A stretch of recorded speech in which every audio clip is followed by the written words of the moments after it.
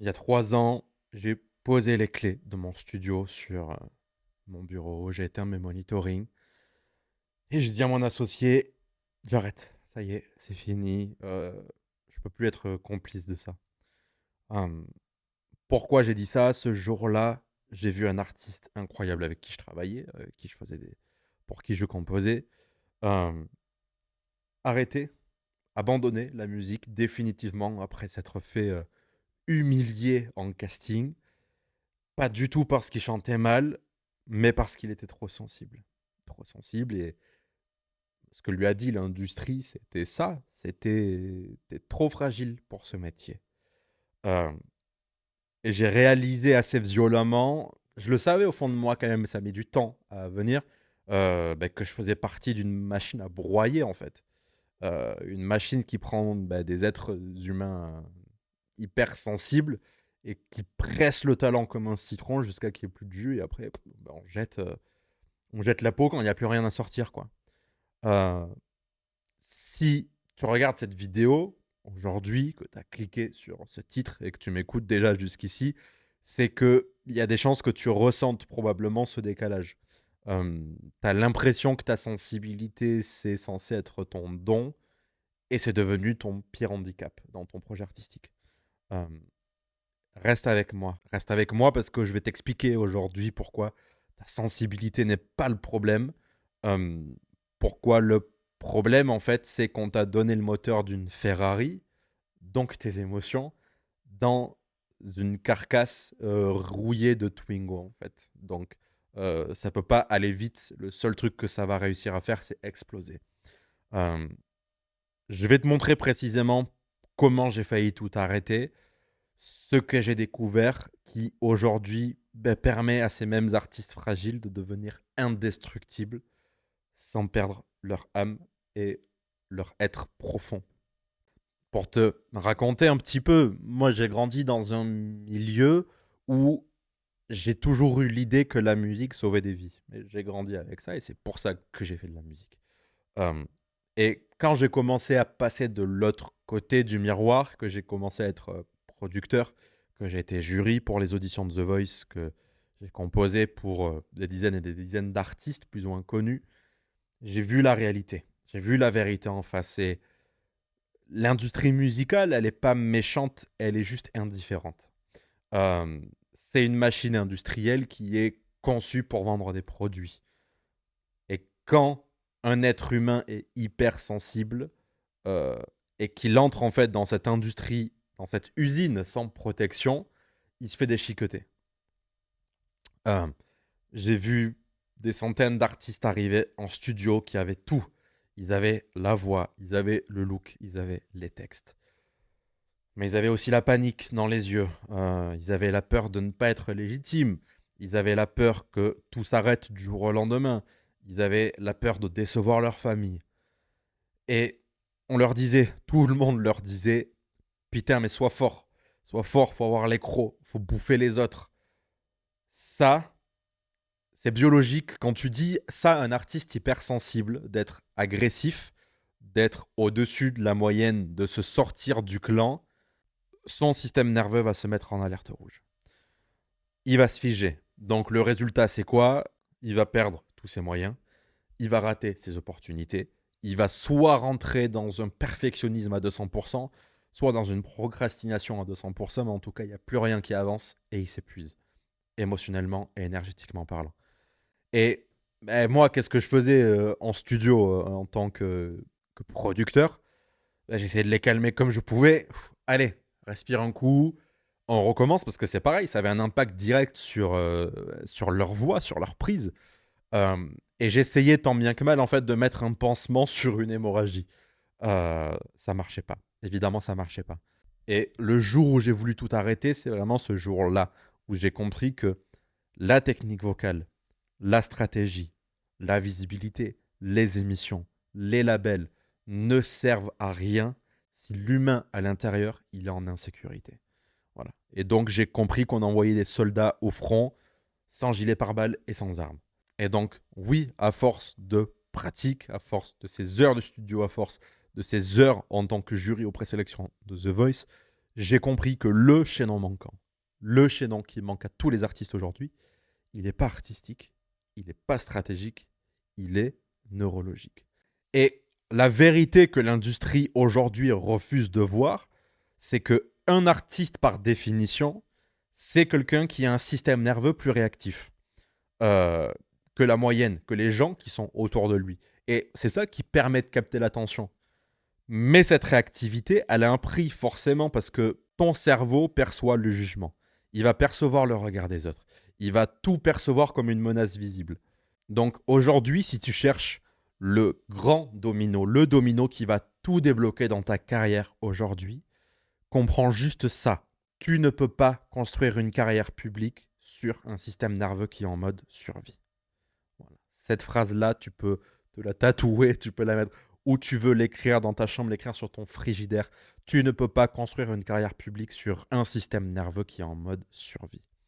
Parce que tant que ton corps associe visibilité à danger, tu vas t'auto-saboter. Tu as différents niveaux de conscience. Aujourd'hui, tu peux en être très conscient de t'auto-saboter, mais ça peut être dans un inconscient total. Ça peut être juste que tu tombes malade avant tes castings, tu tombes malade avant tes concerts, tu vas procrastiner la sortie de tes titres, mais tu vas te mentir à toi-même en disant oui, mais ça, c'est pas parfait, ouais, mais en fait, j'attends la pochette, en fait, ci, en fait, ça. Tu vas te cacher derrière les trois démons que sont le perfectionnisme, la procrastination et la dispersion. Et entends-moi bien, hein, c'est pas que tu es nul du tout. C'est parce que ton corps aujourd'hui, il essaie de te sauver la vie. À la suite de ce big domino, je vais te révéler 3 secrets qui vont te permettre de passer à un niveau supérieur dans ta carrière artistique aujourd'hui. Le premier secret, c'est l'erreur du blindage. Comme j'ai dit tout à l'heure, on t'a sûrement dit depuis que tu as annoncé autour de toi que tu voulais vivre de ta musique, il faut te blinder. C'est le pire conseil du monde.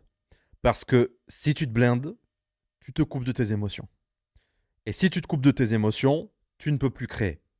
Et si tu peux plus créer, tu vas devenir un robot technique froid et putain d'ennuyeux. Et l'artiste ennuyeux ne vend pas. Voilà. Désolé de te le dire, je pense que tu t'en as aperçu ces derniers temps. Si tu t'es trop enfermé dans la technique, un artiste ennuyeux et froid ne vend pas. Donc, la solution, c'est pas de se blinder, qui correspond à la fermeture. La solution, c'est de se réguler. Donc, d'apporter à ton système nerveux la sécurité nécessaire pour pouvoir avancer. C'est la base, hein, typiquement, de ce qu'on fait nous avec Artisia, évidemment, sur la méthode 5D. On va pas commencer à te faire chanter ou avoir les stratégies. On va commencer par réguler ton système nerveux avec la partie de développement. Donc, on apprend à ton système nerveux à rester ouvert, à rester sensible, tout en te sentant en sécurité, même sous la pression. La pression de ta carrière, mais aussi une pression amoureuse, une pression familiale, une pression financière, tous les types de pression que tu peux avoir aujourd'hui. Et en parlant des pressions familiales, le deuxième secret que je vais te donner aujourd'hui, c'est le poids des loyautés. Je vais toucher un point sensible. On est obligé de passer par là, je vais toucher un point sensible. Pourquoi tu as si peur de réussir? Est-ce que tu t'es déjà posé cette question avant de pleurer en disant que ta carrière ne marche pas? Est-ce que tu sais pourquoi aujourd'hui tu as si peur de réussir? Souvent, dans 99% des cas, les artistes me répondent parce que j'ai peur d'échouer. J'ai peur du regard des autres, j'ai peur. Qu'est-ce qu'on va dire si j'échoue? C'est pas du tout la vérité. C'est pas du tout la vérité. On est sur quelque chose qui est beaucoup plus profond que ça. Aujourd'hui, il y a de grandes chances que ta peur de réussir, c'est une peur de trahison. Inconsciemment, réussir, briller, gagner de l'argent, encore plus avec ta passion et avec de l'art, pour ton cerveau, ça veut dire je dépasse mes parents, je dépasse ma classe sociale, je vais être rejeté par mon clan, par mes proches.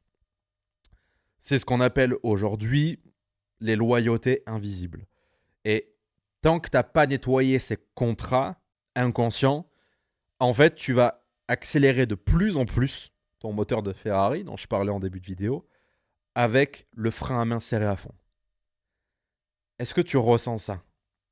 Est-ce que tu ressens ça sur les dernières semaines, les derniers mois que tu viens de passer en tant qu'artiste, de sentir que tu as beau appuyer, au plus tu appuies sur l'accélérateur, au plus tu sens que tu surchauffes et que tu vas exploser. Donc, ouais, tu vas créer des opportunités, il n'y a pas de souci. Et au moment de te récompenser, au moment de signer, tu vas faire une bêtise. Tu vas faire une bêtise, tu vas perdre ta voix, tu vas rater le rendez-vous, tu vas trouver des raisons qui ne sont pas bonnes, tu vas te disputer avec la personne. Et c'est ça depuis que tu commences la musique. Je peux pas te dire combien d'artistes j'ai vu gâcher leur carrière à cause de ça. Donc, c'est pas pour rien que dans le mentorat Artisia, on passe des semaines là-dessus. Avant même de parler de stratégie Instagram, avant même de parler signature de contrat, on passe des semaines parce que si tu coupes pas ces chaînes invisibles, tu ne décolleras jamais. Et le troisième secret que je vais te donner aujourd'hui, c'est que l'industrie, elle cherche des chefs, elle ne cherche pas des soldats. Euh, Aujourd'hui, je suis sûr que tu vis tous les jours en tant qu'artiste en te réveillant, en te disant je vais me faire remarquer parce que l'industrie cherche des chanteurs. Elle a des disques durs remplis de chanteurs. Elle a des boîtes mail remplies, saturées de chanteurs. Qui chantent juste, qui ont des bribes d'univers, qui ont la direction, qui ont des chiffres. Tout ça, c'est une réalité. Non, l'industrie ne cherche pas des chanteurs. Elle cherche des identités. Elle cherche des artistes qui savent où ils vont. Euh, ils cherchent des artistes. L'industrie cherche des artistes qui ne demandent pas la permission. Ils cherchent des artistes qui arrivent avec un univers tellement cohérent que le label n'a plus rien à changer. Il n'y a que de l'optimisation à faire. Le problème aujourd'hui des artistes sensibles, et sûrement que tu vas te reconnaître, c'est que tu attends d'être validé pour exister. Et je te parle même pas que de ta pratique musicale. Voilà, désolé si ça pique, mais dans ta vie en général, tu attends d'être validé pour exister. Tu t'excuses d'exister. Est-ce que c'est bien? Est-ce qu'on m'aime? Est-ce que je fais pas trop de bruit? Est-ce que je dérange pas trop? Ça, c'est une posture d'enfant. Je ne peux pas être plus clair, c'est une posture d'enfant. L'industrie ne signe pas avec des enfants. Elle signe avec des partenaires. Avec la méthode 5D qu'on peut mettre en place, on te fait passer de la posture d'enfant qui demande à la posture du créateur qui propose sa vision. Euh, Quand tu fais ce switch, t'arrêtes de te faire broyer par l'industrie musicale parce que tu n'es plus la matière première en fait. Tu es le patron de ta propre entreprise artistique et on va utiliser avec toi la matière première pour t'apporter des résultats. Et je t'ai dit, il y a 3 ans, j'ai failli quitter l'industrie, j'ai failli quitter ce métier. Et pourtant, je suis là, je suis resté. Pourquoi? Tout simplement parce que j'ai décidé de créer l'endroit qui n'existait pas quand j'ai commencé. Un endroit où on ne te demande pas de choisir entre ta sensibilité et tes résultats. Un endroit où on utilise les neurosciences pour faire de ta fragilité ton arme la plus puissante et pour mener la vie que tu as envie de mener en tant qu'artiste, avec un plan précis. Ça, c'est le mentorat artisien. C'est l'anti-école de chant, l'anti-conservatoire, l'anti-fac de musicaux. Pourquoi? Parce que Artisia, c'est un incubateur d'artistes qui veulent construire une carrière durable, saine et puissante. Donc on travaille sur 5 dimensions. La première dimension, c'est le développement, les systèmes nerveux, les blessures de l'enfance, les croyances limitantes et les contrats euh, invisibles que tu as aujourd'hui et qui te maintiennent dans l'autosabotage. Une fois qu'on a fait ça, on passe à la direction artistique, la deuxième étape. Identité claire, storytelling, ADN et positionnement. Une fois qu'on a ça, on passe à la troisième dimension qui est ton modèle économique, faire en sorte que l'argent pour toi ne soit plus un tabou avec ta création d'offres et savoir te positionner et te vendre. Une fois qu'on a ça, on passe à la quatrième dimension qui est l'écosystème digital. Comment construire une communauté saine et qui comprend entièrement ce que tu veux apporter. Et la dernière dimension, c'est le déploiement, comme son nom l'indique, on déploie, c'est les opportunités, les collaborations, le montage de ton équipe, le réseau, et en fait, que tu puisses vivre de ta musique, étape par étape. Et si tu essaies de faire ça tout seul, bonne chance, tu vas te heurter au mur que j'ai vu briser tant de carrières. Tu vas dépenser des fortunes en formation parcellaire qui vont te donner uniquement la stratégie, donc ils vont juste te faire accélérer encore plus, mais tu as toujours le frein à main fermé. Euh, Avec nous, tu as l'équipe, la méthode et le cadre. Et je ne cherche pas à convaincre tout le monde. Si tu penses que le succès, c'est de la chance, ne clique pas sur ce que je vais te proposer. Si tu cherches une formule magique qui va te faire des millions de vues sur TikTok sans faire un travail sur toi, ne clique pas sur ce que je vais te proposer. Si aujourd'hui, par contre, tu sens qu'il y a quelque chose de grand en toi, si tu sens que tu es prêt à travailler, à passer par des zones d'ombre, des choses pas faciles, mais pour libérer la lumière et enfin prendre ton plein potentiel, si tu veux plus jamais te sentir broyé par ce milieu et cette industrie, j'ai une proposition pour toi. La proposition, elle est très simple. Tu peux postuler au mentorat d'Artisia. Le lien, il est juste en dessous. C'est le lien avec mon équipe. Et je préfère te le dire de suite, on refuse du monde. Voilà. Si jamais tu postules, que tu remplis le formulaire, ça ne veut pas dire que tu seras accepté à tous les coups. 45 minutes offertes avec mon équipe où on va creuser en profondeur ta situation, te donner un diagnostic de quels sont les plus gros freins aujourd'hui, pourquoi tu procrastines, pourquoi tu culpabilises, pourquoi tu t'auto-sabotes, pourquoi tu te disperses, qu'on te donne déjà un plan concret. Et si on s'aperçoit que notre méthode peut vraiment matcher avec toi et qu'on peut t'apporter des résultats, on te présentera en détail ce qu'on peut aller chercher ensemble. Pour te prouver le sérieux aussi d'Artisia, évidemment, on a mis une garantie de sortie responsable. Qu'est-ce que c'est la garantie de sortie responsable? Donc, on commence par le premier pilier, qui est le pilier de développement, sur lequel on va faire tout ce travail d'introspection dont je t'ai parlé. Et si tu sens que c'est pas pour toi, on te rembourse la suite et on se quitte bons amis. Donc, on prend le risque financier et toi, tu prends le seul risque de devenir qui tu es vraiment. Donc, ne laisse pas l'industrie décider de ton sort. Prends enfin les commandes. Clique sur le lien juste dans la description de la vidéo. Remplis le formulaire avec ton cœur et je te dis à très vite.